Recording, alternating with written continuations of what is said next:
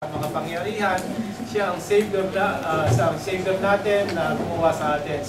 At yun po ang ating pag-aaralan, ang maging, yung ang Diyos ang mag-drive sa buhay natin. Siya ang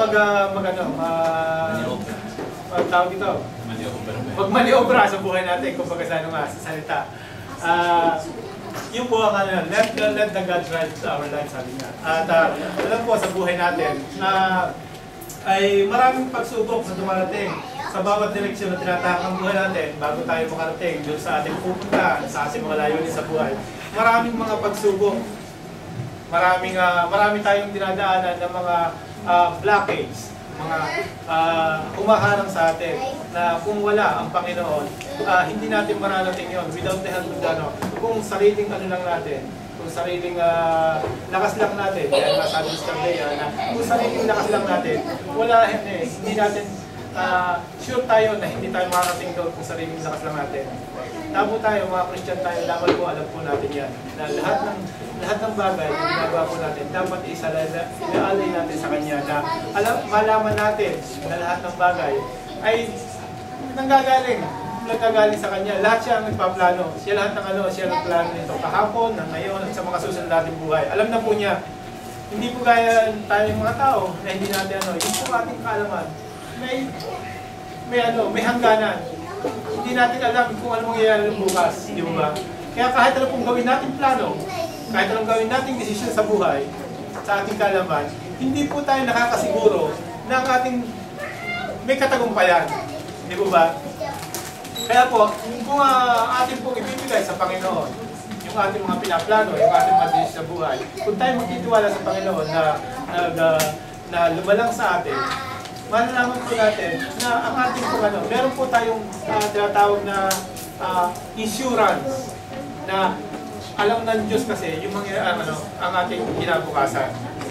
Kaya po ang dapat ko lang natin gawin is magtiwala sa Kanya, ibigay natin sa Kanya yung total confident natin na siya ang ating Panginoon. Ano po?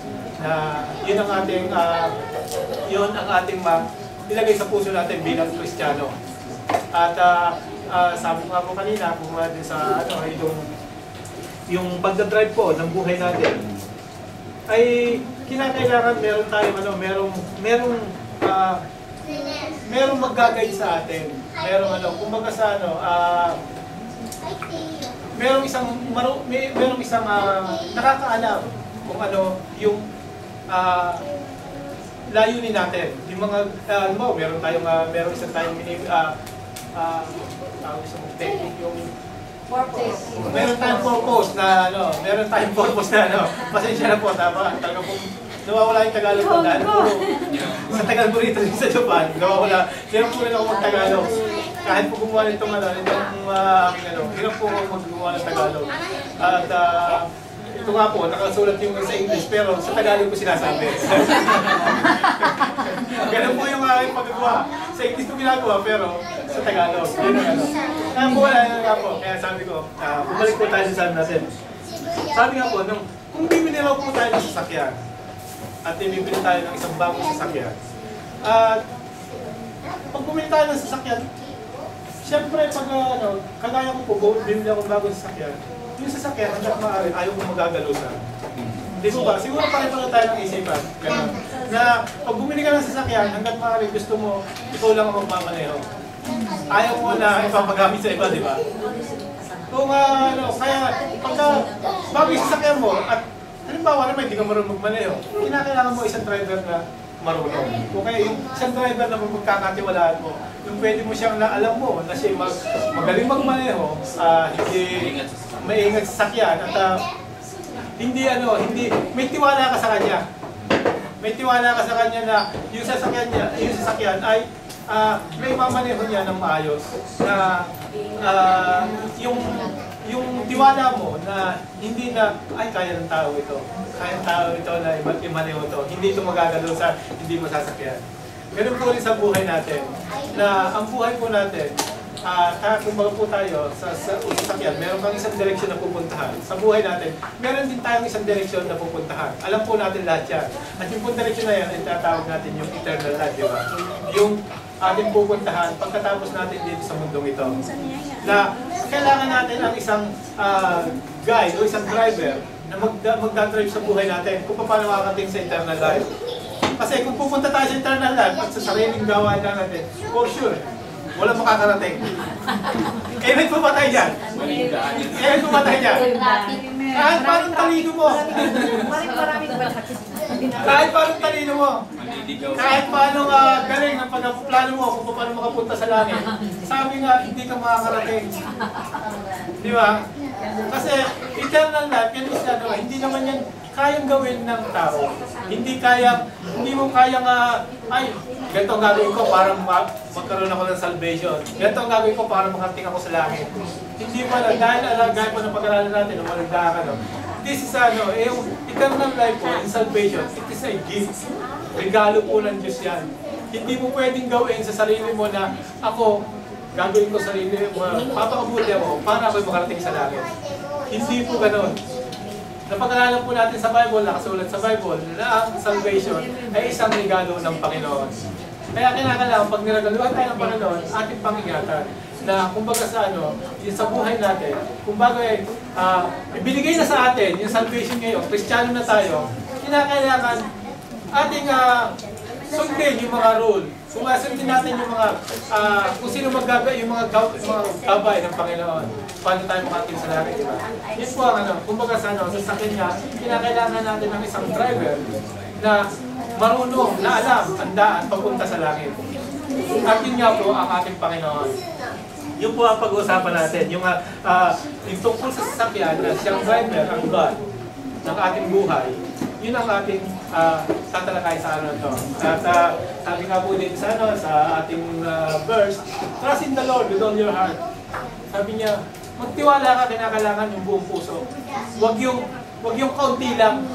Kinakailangan buong puso. Kinakailangan yung trust mo sa Kanya, inaandun talaga ng totally trust. Hindi pwede nang trust ako ngayon dahil nangangailangan ako. Hindi po bukas, mamaya Lord, medyo kaya ko na to.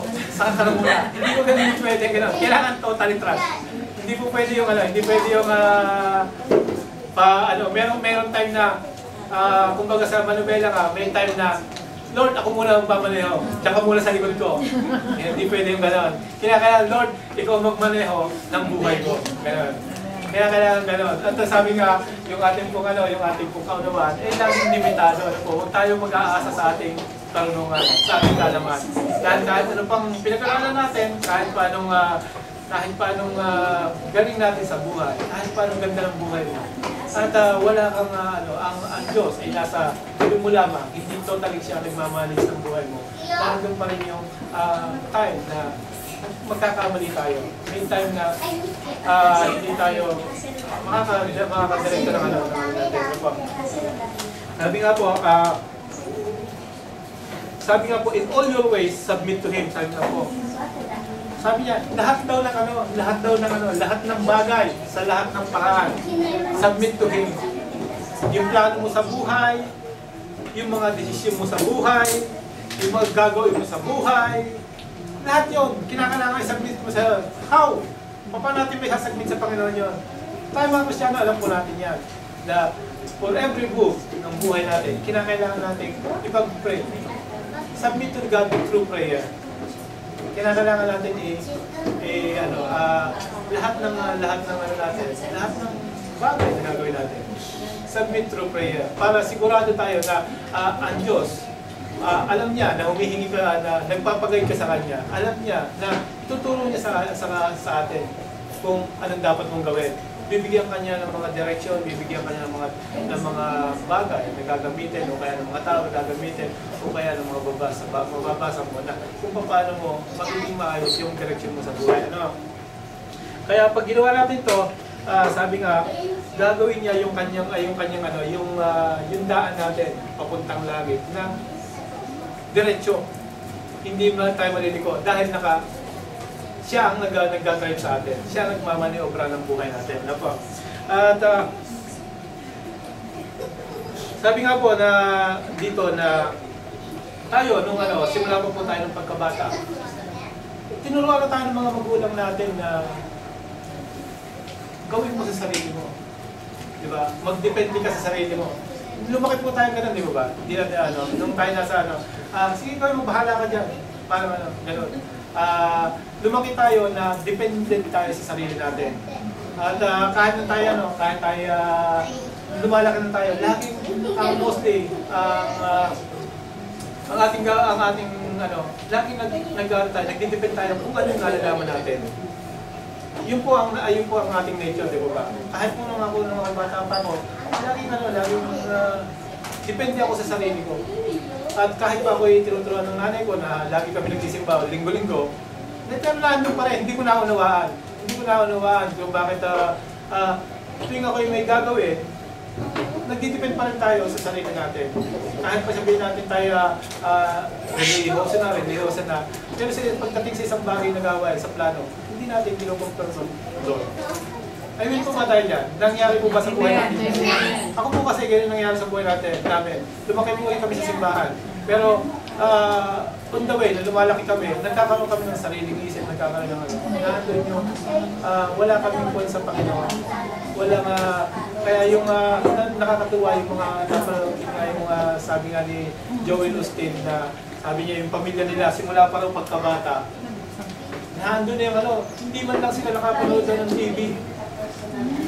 Sabi nila, yung father nila, ang ginagawa sa kanila, inire-raise up sila sa gawain ng Panginoon.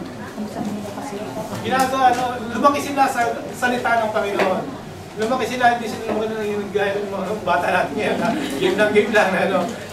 Kaya yung buhay daw nila, sabi niya, kung mapupunta rin sa langit, number 1 siya na candidate. Sabi niya, yun pa yung ginawa ng father niya sa kanila. Sabi niya, kung may candidate papunta langit, siguro yung father ko na ginawa kaming candidate para pumunta sa langit ng direkto. Kasi pinalaki kami, simula pagkabata hanggang sa lumaki kami, yun ang salita ng Panginoon at saka yung gawa ng Panginoon. Yun lang ang ginagawa nila sa buhay. Hindi na kahit bata siya, pinalo pa rin yung paglalaro. Pero most of the time, kung 95% ng buhay nila is lumaki through sa salita ng Panginoon. Yun po yung sabi niya, yung patotoo niya. Ano po? At alam po natin na ang bawat desisyon natin sa buhay, without consultation sa Panginoon, laging hindi matuwid. Laging nababako o ano yan. Diba? At pagka po yung pong buhay natin ay hindi natin nagplano tayo, halimbawa, tinanggal natin sa pamahala ng Panginoon. Para po daw tayo yung mga puno na tinanggal natin yung ugat. Puno, para yung puno, alam niyo po yung puno, na pagka tinanggal mo mo sa Panginoon, parang tinanggal mo yung ugat mo sa Kanya. Kung ang puno, kailangan ng ugat, ang sasakyan, kailangan ng driver, tayo po rin, kailangan natin ang hangin, kailangan natin ang Panginoon sa buhay natin. Para po tayo lumago at maging maayos ang buhay natin. Ano po? At sabi nga po, pagkaputol na ang ugat natin, pagka hindi na ang Diyos ang nagano ng buhay natin, yung pong ang God ay nawala na sa buhay natin, yung puro goal natin sa buhay nawawala rin. Pag wala yung God, wala na yung goal. Yung goal natin, ang goal natin ano ba? Yung eternal life, diba? Pagka nawala daw, pagka yung goal naman natin, nawala sa buhay natin, wala na po raw silbi yung buhay natin. Wala na tayong goal eh. Wala na tayong pupunta, wala na tayong minimiting eternal life, wala na rin silbi ang buhay natin. Pag wala silbi na yung buhay natin, wala nang meaning, di ba? Natin ngayon tayo ay mamatay na lang walang silbi. Alam mo ba?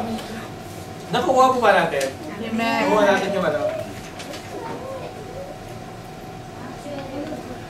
naniniwala po ba tayo na ang Diyos ay nagtuturo sa atin ng tamang daan sa ating pupuntahan?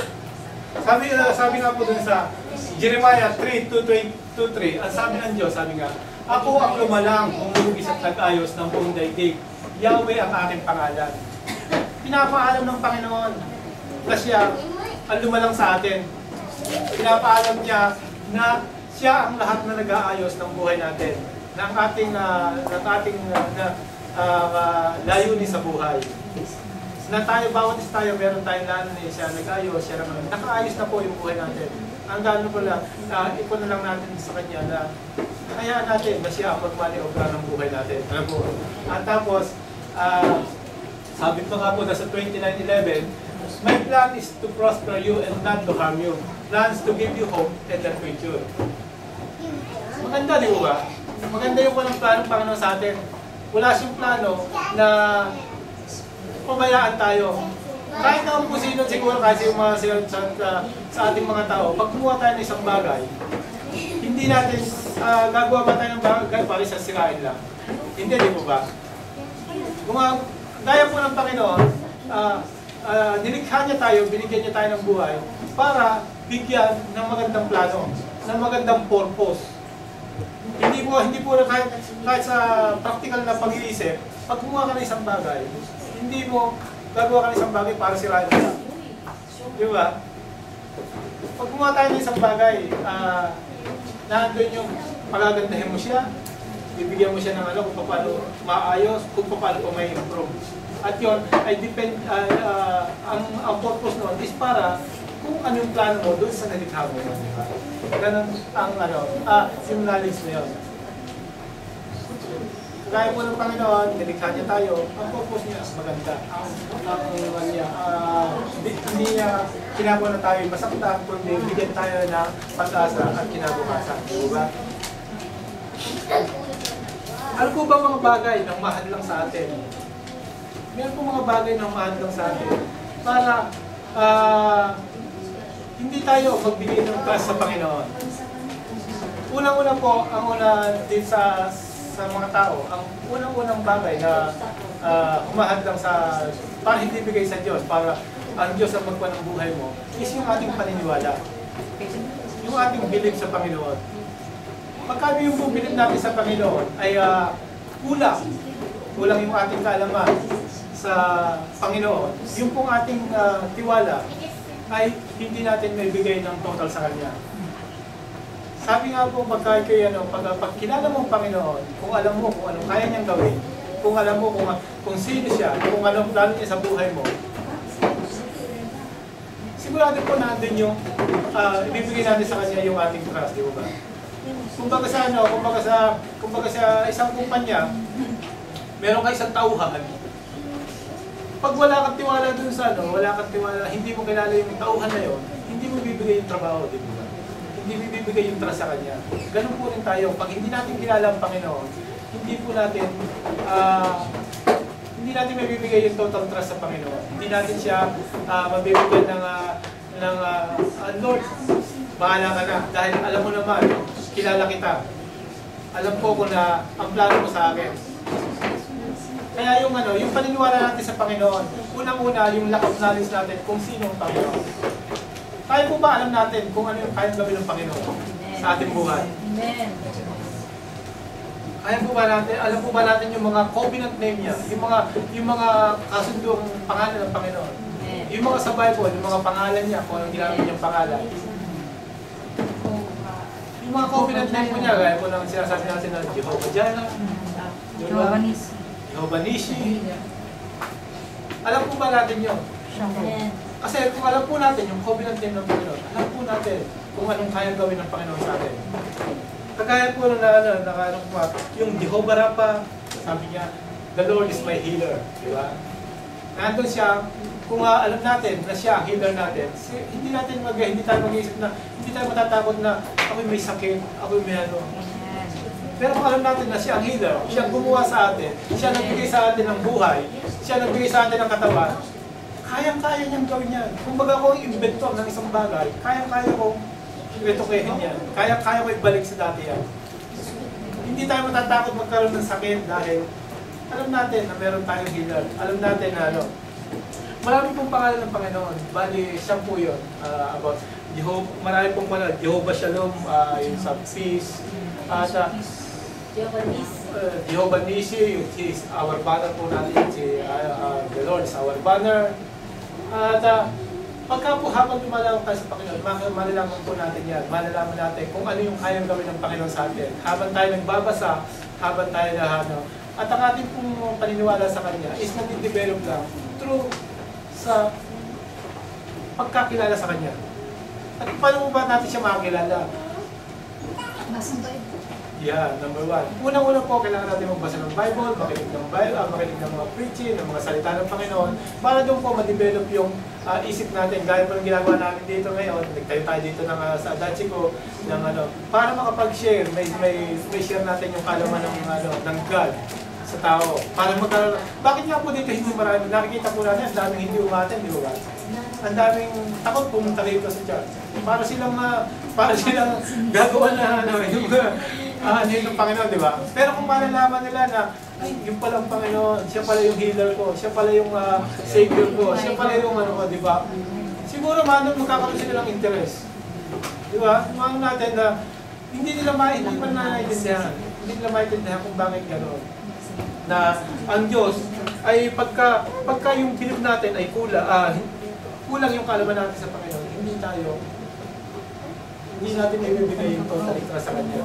Isa pang pang po kung humahan lang sa pagbibigay ito sa Kanya, yung takot po natin sa buhay, yung fear natin.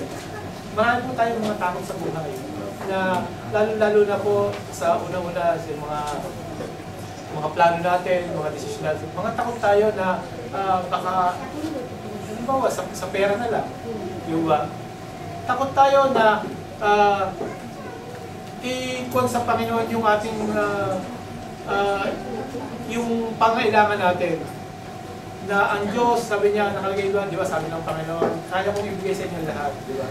Pero dahil tayo, may takot tayo sa atin bilang isang tao, hindi natin may bigay yung trust sa Panginoon. Pagka tayo nakikita natin, ay, naniniwala ako sa Panginoon, pinaprovide niya lahat ang gusto ko.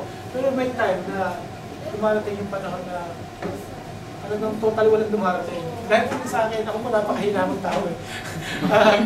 Pag binibigay po sa akin ng Panginoon, tuwa ako, Lord, praise you Lord, I worship you, ganyan. Pero pag dumating po yung panahon na, ilang po na ako walang kinikita, walang sabi ko, Lord, ano ba ito? Nawawala na naman yung nagkakaroon naman ako ng takot sa puso ko.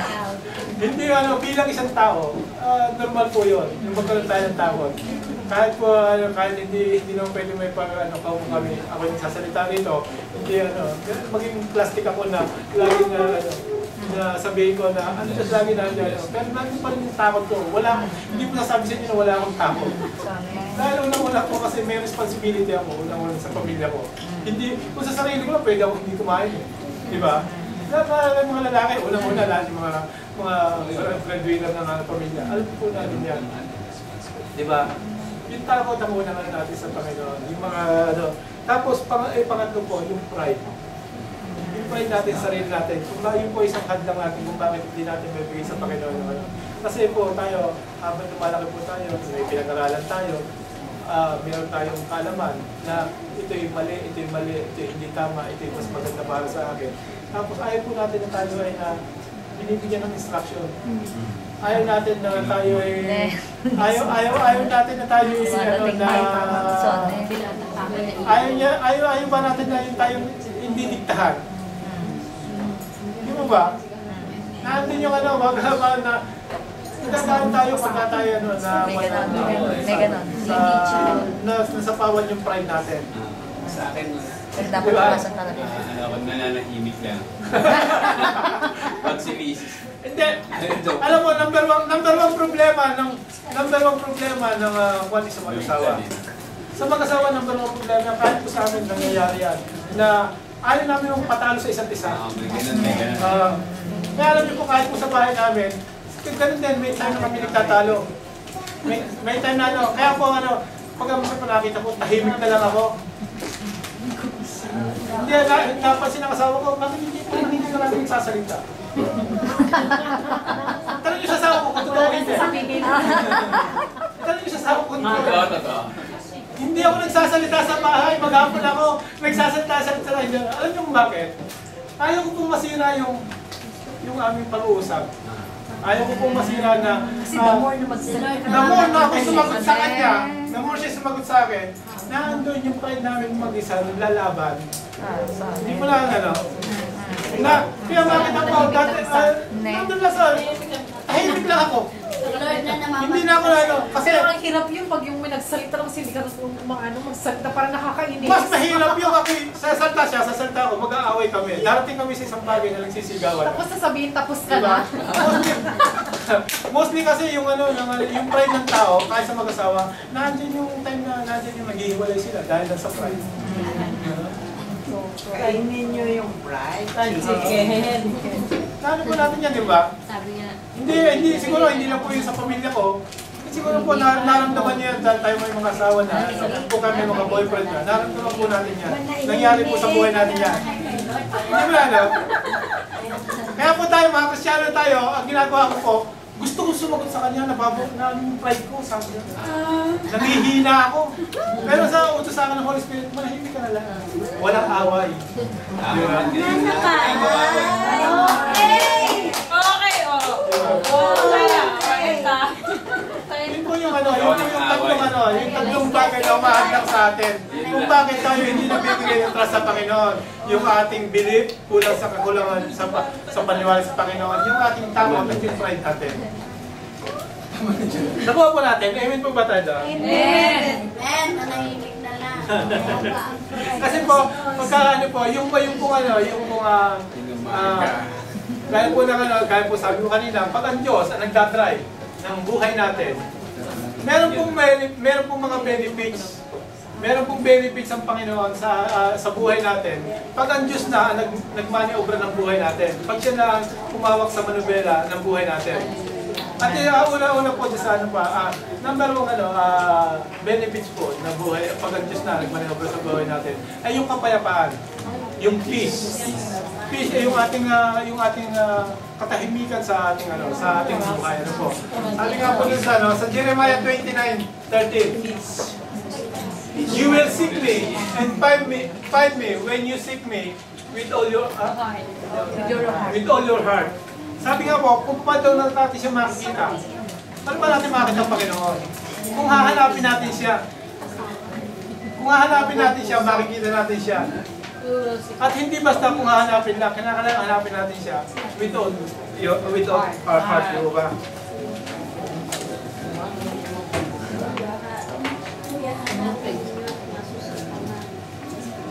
Kasi po,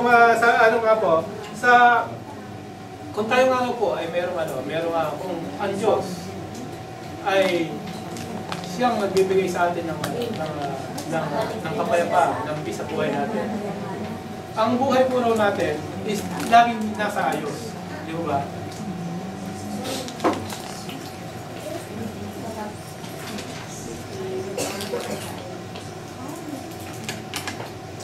Tapos, sabi pa nga po dun sa Psalms 46:10, cease striving and know that I am God. Sabi po, tigilan na po raw yung labanan. Dapat po daw malaman natin kung na siya ang Diyos.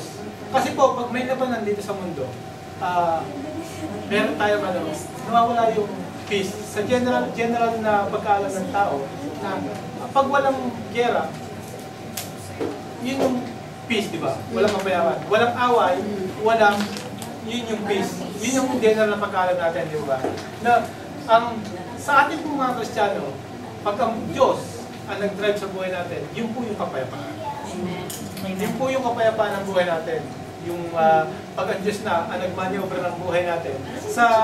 Sabi nga po dun yung salita pong cease striving, yan po yung pong cease striving na yan. Yung pong cease striving na yan, sa Hebrew word po, ang ibig po sabihin niyan ay yung kamay mo raw po is ibaba mo na.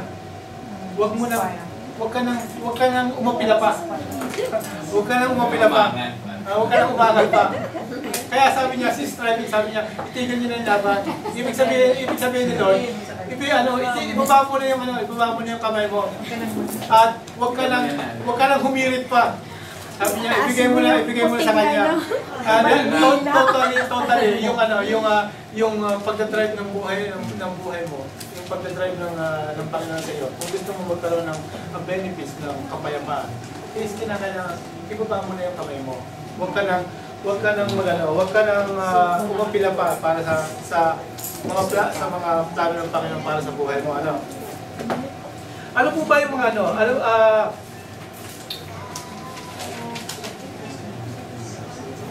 Bakit po ba tayo ay makita po natin sa tao na hindi lahat ng tao may kapayapaan, di ba? Kahit pa sabihin mo Kristiyano, kahit pa sabihin mo gumagawa sa hindi lahat tayo may kapayapaan. Kahit po tayo manggagawa na, kahit pa nga yung mga pastor natin, makita po, may time din na yung wala yung kapayapaan sa buhay nila. Merong time na nababother din sila, yung nababother din yung nila, pag-iisip nila, puso nila tanong. Bakit nga po ba tayo bakit po ba tayo nagkakaroon ng yung peace, bakit hindi dumarating sa buhay natin? Ang tama po sa ang sabi po dito, na pagka po yung ang isang bagay lang na umahadlang sa atin para magkaroon ng kapayapaan ay dahil sa kasalanan. Pagka po tayo may kasalanan, yung kapayapaan wala sa buhay natin. Kung nagawa tayo ng kasalanan, at yung kapayapaan sa puso natin nawawala. Naalala ko po yung buhay ko, nung ako po, ng panahon na hindi pa ako nagsisimba sa Panginoon, hindi pa ako nag-ano, lagi akong wala akong kapayapaan sa buhay ko. At nakikita po ng asawa ko na lagi akong ira-ira, lagi akong yung hindi ako makontento sa buhay ko. Wala ba yung sa akin yung katahimikan ko na pag ako'y, sabi ko nga sa kanya, pag ang pera ko sa bulsa isa o 5 lapad na lang, ako'y umiiyak na. Sabi ko, ay ganyan, ay bakit ka ganyan? Bakit wala kang kapayapaan? Kasi wala sa buhay ko yung Panginoon ng panahon na yun. At tinanong ko nga sa kanya na nung ako'y nakakilala, nagkaroon ako ng na sabi niya kahit hindi pa kami bed ng bahay, bakit ako hindi ngayon ako nag-aalala. Meron di ka, malaki na yung babayaran ko, malaki na bakit di ka pa nag-aalala? Sabi laging salita niya sa akin, the Lord will provide. Sabi niya, the Lord will provide. Diba? Hindi naman, sa buhay po naman natin, siguro naman maisipan natin simula ng pagkabata. Nakaranas ba tayo ng pinabayaan ng Panginoon na hindi niya isinalba? Kahit nung hindi pa tayo Kristiyano, meron tayong problema, maliit man o malaki. Hindi nyo napansin, na kahit nung hindi pa tayo Kristiyano, may problema tayo. Pero siguro, tayo ngayon nandito sa oras na to, sa panahon na to, pero nagdaang buhay natin, ang daming problema natin pinagdaanan. Pero, pagtagumpay natin. Huwag mo sabihin nyo na galing lang dahil sa kagalingan, may ginawa akong paraan. There is somebody, na gumagawa ng paraan para makalusot ka doon sa problema yun. Di ba? Hindi ko natin yan. Ako po napasin ko sa buhay ko yun eh. Nung ako simula pagkabata pa, puro problema yung buhay ko. Laging, pero may time na naandyan na puro tarantaluhan ang ginagawa ko. May time na ako'y naambos na ako, pero buhay pa rin ako ngayon. May time na ako'y laging almost nung ako'y nasa Manila, doon sa na-hold up ako, araw-araw halos. Pero nandun pa rin, nandito buhay pa rin ako. Sige nyo, di ba? Hindi pa ako Christian noon, pero alam ko, ngayon ko na pag-isip-isip, nung ako'y naniwala, nung ako'y nag-aaral ng mga salita niya, doon ko nakita na ang Diyos, kahit tayo Kristiyano o hindi kanya pababayaan. Kasi ang Diyos ay may purpose sa buhay natin. Hindi kanya pwedeng pabayaan sa oras na yon na may mangyari sa iyo dahil meron pa siyang isang plano, na magandang plano para gagawin mo. Siguro kung namatay ako noon, wala akong ngayon dito. Hindi ako nagsasalita sa inyo, di ba? Kung may nangyari sa akin noon, hindi ko nakatinan niya pa, hindi ko sana napakasawa-asawa ko, di ba? Ay, napakaganda niya, napakabait. Hindi nyo napasin. Di ba? Kaya ang galing ko yun. Lahat ng bagay sa atin, lagi tayong isinasalba ng Panginoon. Nandun po yung kapayapaan na binibigay sa atin ng Panginoon. Yun po yung benefits natin. Pagka na naniwala tayo, na nagkaroon tayo ng ibinigay natin yung buhay natin sa Kanya. Yung kapayapaan. Na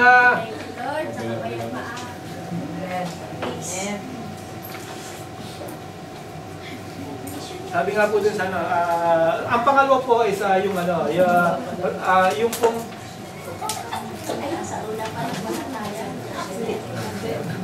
Ang pangalawa po pa natin ay yung kapahingahan. Yung kapahingahan natin sa buhay. Pagka po tayo at Diyos ang nag-drive sa buhay natin, meron po tayong kapahingahan sa buhay. Kung naanahin po natin, halimbawa sa atin, yung sa mag-asawa na lang, halimbawa, yung lalaki nagmamaneho, yung asawa mo nasa tabi mo, is lagi kang kinukulit na hindi dyan ang daan, dito ang daan, mali yan. Dito sa banda dito, baka mabagla tayo. Makikita natin yung walang kapahingahan yung babae, di ba? Yung hindi siya kontento sa pagmamaneho mo, wala siyang tiwala sa iyo. Makikita mo na sobra siyang busy, wala siyang tawag dito, wala siyang tiwala sa iyo, hindi siya makapagpahinga sa buhay niya. Pero subukan mo naman yung isang halimbawa, yung katabi mo, may tiwala sa iyo. Na hayaan mo ay magaling yung asawa ko, magaling magmaneho yan. Nandun lang siya, nakaupo lang gano'n, rest na rest siya. Wala siyang kakaba-kaba. Ibig sabihin, hindi siya napapagod. Nandun lang siya nakaupo, kumakain lang siya ng kain habang nagmamaneho. Diba? Hindi kagaya ng ibang asawa na nakasakay doon sa tabi ng asawa na sobrang maingay. Dadaan, hindi naman siya alam ng asawa yung direksyon, alam ng asawa na kung saan pupunta. Pero turo. Huwag po kayo, wala po akong pinasasaktan dito. Wala po akong pinarinig dito. Siguro po mahal natin yan na bawat buhay natin, pagka po kahit mo sa loob ng tahanan, imbes na ipaubaya mo yung responsibilidad sa asawa mo, nagkakaroon ka ng pagod. Dahil alam mo yun na sobrang ayaw mong ipaubaya dun sa alam mo na kaya ng asawa mo yun. Kaya lang hindi naging kaya ng asawa mo dahil wala kang tiwala sa kanya. Di ba? Amen po ba tayo dyan? Amen. At meron po isang patutuwa na ito po true experience to, po. Meron po isang kapatiran sa atin dito sa Jacob na ganun po sila, mag-asawa sila na tuwing sasakay sila ng sasakyan, yung pong asawa, maingay. Meron po tayo kapatiran. Hindi ko na po sasabihin ng pangalan po. Dahil po sa kanyang kaingayan sa nagmamaliw yung asawa niya, sabi niya, wag dyan, dito ka! Hindi ko ka dyan sa kanan. Yung asawa naman. Ikaw na mag-drive. Yun ang sabi, ikaw na nga magmaneho, napakaingay mo, ganyan.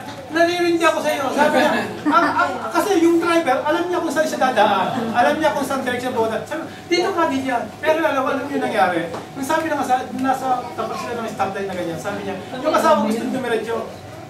Tapos sabi naman, huwag dyan, diretso ka dito, mas malapit dito, sabi niya. Sabi niya, alam mo na nangyari? Sumadsad sila doon sa drill na ngayon. Nabangga sila. Tapos tira mo, kaninong kasalanan to? Sampon lang niya, sampon. Pag sinalabi ko sino. Isa pong kapatid na malapit sa atin yun. Taga-Warabi po.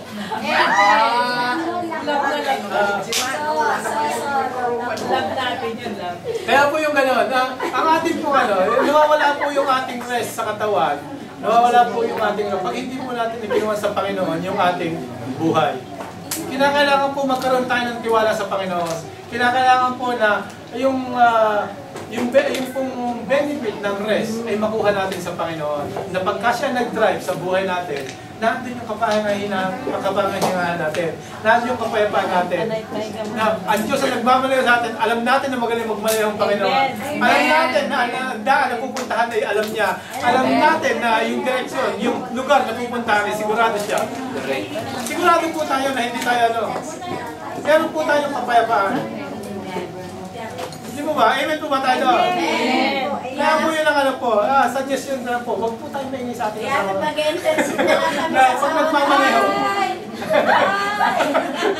Narinig ko ba yun? Mga nagingay na yun. At medyo bilisan po natin. At ang ko po, nagkakaroon tayo ng communication sa Panginoon. Dahil nagkakaroon na dahil po sa ating pagbigyan ng tiwala sa Panginoon, nagkakaroon tayo ng communication sa Kanya. Yung gap ng Panginoon at sa atin, nagiging malapit. kahit yung pag-usap natin sa Panginoon, dahil yung communication natin, dahil sa binigay niya sa atin, Tinatawag hindi natin na tiwala sa ako ni Kanya. Papa. Yung communication. Okay po ba? Maligaya kayo ah. Yung communication natin sa Panginoon, nagiging maganda. Di po ba? Hindi kahit po tayo ngayon na naniniwala sa Panginoon, ibinigay natin yung trust sa Kanya. Yung nagkakaroon tayo ng, makita niyo yung prayer natin, nagiging constant yung prayer natin. Nagkakaroon tayo ng communication sa Kanya.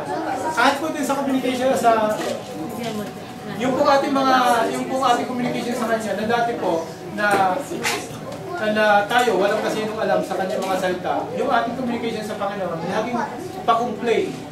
Parang pareklamo, Lord, ano ba naman ito nangyayari sa buhay ko? Lord, ano ba na, di ba? Lord, bakit ganito? Puro problema sinasabi natin sa Panginoon. So, lahat po tayo dinahan natin yan. Ako po, ganun kasi ako eh.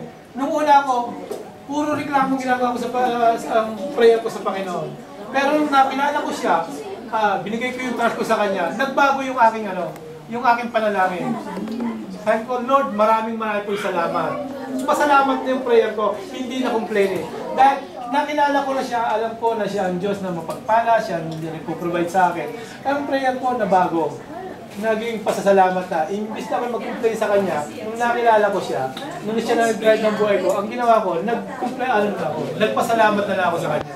Dahil alam ko na siya, kahit po din sa ating sa pagka po tayo dahil ang pinag-uusapan natin, driving, ang mag-drive siya. Sa mag-asawa po ganyan, nakikita po natin na pag ang isang, yung communication ng mag-asawa, pag ang asawa, pasensya na po kayo po asawa, yung babae lagi talo. Kasi po, dadalo kami na lagi. Pasensya na po. Ina! Sa mag-asawa po kasi, pag yung communication niyo at wala kang tiwala dun sa asawa mo, ang communication po natin, mapapansin po natin, hindi maganda. Yung pong pagsagot natin sa asawa natin, lagi mag-aas yung boses natin. Hindi mo napansin niya. Na pagka hindi walang tiwala sa asawa mo, na yung parang ikaw lagi gusto mo maging boss. Ay, naku, ako yung kuya. Hindi po ito patama sa inyo lahat ha. Umaray na lang. Aray, Yung po yung bakit ba kayo natatawa ako kasi may Kasi tinatamaan mo lahat. pag ang communication natin sa asawa, wala tayong trust. Nagkakaroon siya ng parang bossing sa sarili niya. Siya ang nagiging gusto niya, siya ang nagiging parang gusto niya, siya mag-control ng buhay. Di ba? Ayaw niya nang siya gusto niya na yung communication nila mag-asawa, laging hindi maganda, laging maingay yung pag-uusap nila. Di ba? Sa Panginoon, ganun din. Pagka tayo puro tayo reklamo. Pero pag binigay natin yung trust sa asawa natin, makikita mo, yung pag-uusap natin laging maganda. Di ba? Hindi napansin yun. Kasi mapapansin lang po natin yung pagka-time na may nangyari na. Di ba? Alam mo, nangyari na, mali pala yung ginawa ko. Ngayon, nag-aaral tayo ng salita ng Diyos, naunawaan natin na hindi pala dapat gano'n. Ako po natin. Amen. Ako po natin. Kukuha. Sapul. Maganda. Kaya pala kayo nasa dito. Nakapakarik na ating Sabi nga po kasi yung communication kasi natin, kasi merong maraming hadlang kung bakit tayo hindi natin bibigay yung ating kung sa Panginoon. Yung ating tiwala sa Panginoon para mag-maniobra ng buhay natin. Isa pong dahil nga po kaya napakinggan po kay Nick, kung kilala niyo po si Nick.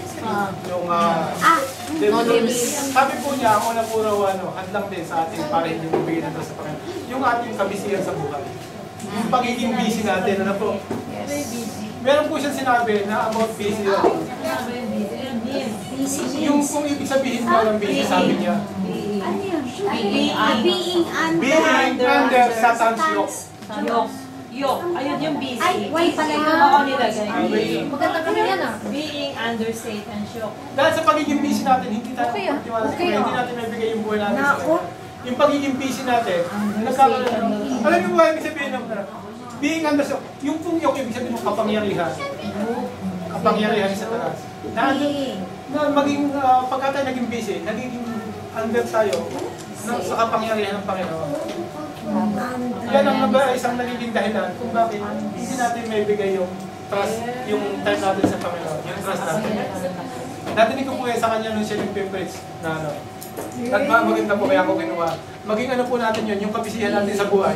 Mas maganda po na maganda yung nagkakaroon tayo ng trabaho, nagkakaroon tayo, nagiging busy tayo, no, hindi tayo nag-aalala sa ating mga sa ating financial na buhay. Nagiging busy tayo. Pero sa pagiging busy natin, nandun po yung makakalimutan natin ang kuha ng Panginoon na nagiging tayo na nagdadrive ng buhay natin. Na yung dumarating yung oras na tayo nagkakamali, nagkakaroon tayo ng kasalanan dahil sa ating kabisihan. Okay po po yan. Tama po natin. Amen. Sabi nga po dito, dun sa ano, sa contentment po yung kahuli-huli yung landing page na ano, kung tayo magkakasala. Sabi nga po doon, huwag kayong magmukhang salapi, masiyahan kayo sa anumang nasa inyo, sapagkat sinasabi ng Diyos, hindi kita iiwan, hindi ko babayaan man. Yan po ang sabi ng Panginoon. Kung sa Proverbs, Hebrew 13:5, yan po ang sabi. Mostly po tayo, kahit po sa ano, mostly po sa mga budget di pamilya, kahit dalawa, tayo ano, lagi ang nasisip natin kung paano tayo makapagtrabaho, di ba? Overtime. Overtime na, di ba? Sinisir natin ang katawan natin. Na yung sa, puro isip natin lagi sa pera. Ako po, lagi ang nasisip ko ganyan, laging pera. Laging pera. Lagi kong iniisip kung paano ka ano na, paano ko ba papalago yung negosyo ko, paano ko ba may tagoy yung pamilya ko. Laging problema ang pera. Laging ano. Sabi nga po ng Panginoon, huwag daw po tayo mag-alog, huwag po daw tayo mangamba. Dahil hindi niya tayo mababayaan kung iiwan ka. Amen. Kasama.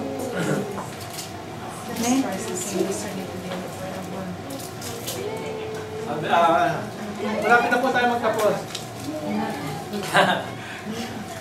Muna ko, basta po pala tayo sa oras. Kinapasarap po yung panto, di ba? Kasi ano eh. Sabi nga po, nakuminsuin po tayo na nakuminsuin po tayo na kinakailangan natin na ang buhay natin, mag-link tayo, mag-link tayo sa Panginoon. Ay yung, ang tawag daw sa Tagalog ano? Ano sa niluto? Magtiwala o umasa sa tayo sa Panginoon. Okay po ba sa atin yun? Na huwag natin masirain yung yung ating buhay Kristiyano. Huwag natin hayaan na magkaroon tayo ng doubt sa Panginoon. Bigyan natin yung trust. Bigyan natin na siya magmaniobra ng buhay niya. Ng buhay natin siya magmaniobra. Maging driver natin siya. Maging lahat ng bagay na plano natin sa buhay sa gagawin. Siya ang driver natin. Siya ang laging nakalo. At punta na po tayo sa konklusyon. Ang konklusyon po natin, meron po ako dito mga ginawang statement na kung saan po tayo nakakalugan. Sa konklusyon po natin, una po dito, ibinigay ko na sa Diyos ang manubela at hinahayaan ko na siya magmaneho ng buhay ko. Sino po sa atin ang ganyan? Amen. Ikaw po ba yan? Totally. Amen. Hallelujah. Ibig ko sabihin natin, ibig ko sabihin ito, totally. Yes! Na yung lahat ng plano mo, lahat ng ginagawa mo, bago ka magano, is, ang Diyos ang bahala. Ang Diyos ang siya ang lagi ano. Amen po tayo na talaga. Eh dito po kayo sa pangalawa. Diyos ang may hawak ng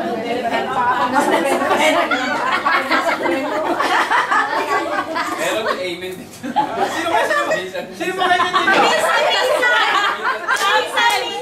Bakit nasa pre? Bakit nasa preno yung pangalan? Lord, ano nagtatanong ng ano mo? Ng malagay mo. Lord, saglit po. Mas maganda po ito. Kikita ko ito. Ako muna, Lord. Ako muna bumamaneho. Sino po sa atin ang ganyan? Minsan po. Ako po lang yan. Nagyayon ko sa buhay niya. Minsan po. Huwag po tayo alam niyo po ba kung bakit tinatanong ko sa inyo? Kasi para po mabago natin yung palagi sa buhay. Para mabago po natin, malaman natin, ay ako pala ganun na ang Diyos nagdadrive sa buhay ko, ako yung Kristiyano. Pero may time na, Lord, saglit lang po, preno ka muna, ako muna. Di ba? Meron po tayong buhay, meron tayong kanya. Kaya, yun po isa, kaya po sinasabi ko, para po ma-develop natin, mabago natin, kahit piraso yung buhay natin, na ang Diyos, kinakailangan ibigay natin yung total. Di ba? Kung pangatlo po, ito. Meron po eh. Meron ba? Oo, magmamaliw. Ako nagmamaliho, pero pag minsan nagtatanong ako sa Diyos, ikaw ang driver ngayon ng buhay mo. But sometimes, nagpe-pray ka sa Lord. Lord, tulungan mo ako gano'n. Pero ako magdadrive ng buhay ko. Ipay-aryo. Ipay-aryo ko. Di ba? Tama niya. Di ba? Pag minsan, ay, Nakuha po ba natin? Nakuha natin? Amen. Kaya po, sabi nga po, pagka po tayo meron kung tayo magtitiwala sa Panginoon, magtitiwala tayo sa Panginoon, nandun po yun, mas more na ibigin natin siya. Yung pag-ibig natin sa Panginoon. Kasi hindi tayo magkakaroon ng tiwala sa Panginoon kung hindi natin siya iniibig. Amen po ba tayo doon? Amen. Hindi natin may bibigay yung tiwala sa Panginoon kung wala tayong pag-ibig sa Kanya. Hindi po ba? At yun na po ang kahulihan at yun nga po. At pag tayo po daw ay nagkaroon tayo ng journey sa buhay natin, ibigay po natin yung total trust sa Panginoon.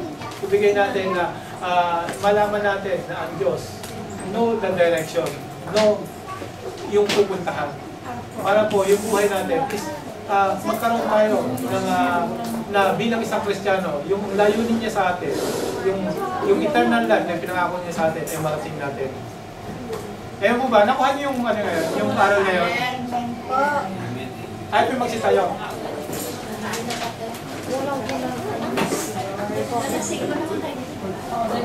Thank you, Lord. Lord, maraming salamat sa aral, sa salita mo sa araw na ito, Lord, na binigyan mo ng kaunawaan sa bawat isa sa amin, Lord. Lord, hayaan mo na ikaw ang maging driver ng buhay namin, Panginoon. Ikaw ang magmaniobra sa bawat gawain namin, bawat plano namin sa buhay. Lord, sa mga desisyon namin sa buhay, ikaw lagi ang manguna. Ikaw ang makita namin na karunungan mo, Lord, ang karunungan mo sa aming buhay, Lord, ang kaalaman mo na alam mo kung saan ang kami pupunta, Panginoon, kung saan kami makakarating, Panginoon. Kaya po, Lord, simula po sa araw na ito, binibigay po namin sa iyo ang aming pong mga desisyon sa buhay, ang buhay namin na ikaw, ang maging driver namin, na ikaw lang, Panginoon, ang makita namin at ang tiwala namin ay bibigay namin sa iyo, Lord. Dahil alam po namin na pag ang tiwala namin ay bibigay namin sa iyo, Lord, ang aming pong buhay, ang layunin mo po sa amin, ang lahat po ng mga bagay na pinaghirapan mo ng araw na sa pagsasave sa buhay namin ay matutupad, Panginoon. Kaya po, Lord, maraming po salamat sa salita mo at hayaan mo po na ito ay matuon sa aming isipan, sa aming puso, Lord. At may share namin to sa aming mga kapatiran, Lord. Lord, lalo-lalo na po sa mga tao na hindi pa nakakilala si Lord, na ikaw ang bumawag sa kanila, Lord. I-share mo sa kanila kung sino ka, Lord. Ipakilala ka sa kanya, Panginoon. At Lord, pumitin mo po kami as your vessel, Lord, na nandito po kami lahat na bilang isang mga magbagaw mo, Panginoon. Maging guro kami para sa kanila, Panginoon, at nang makilala nila kung sino ka, Panginoon. Na ikaw ang the best driver in the world, Panginoon. Kaya po, Lord, maraming salamat sa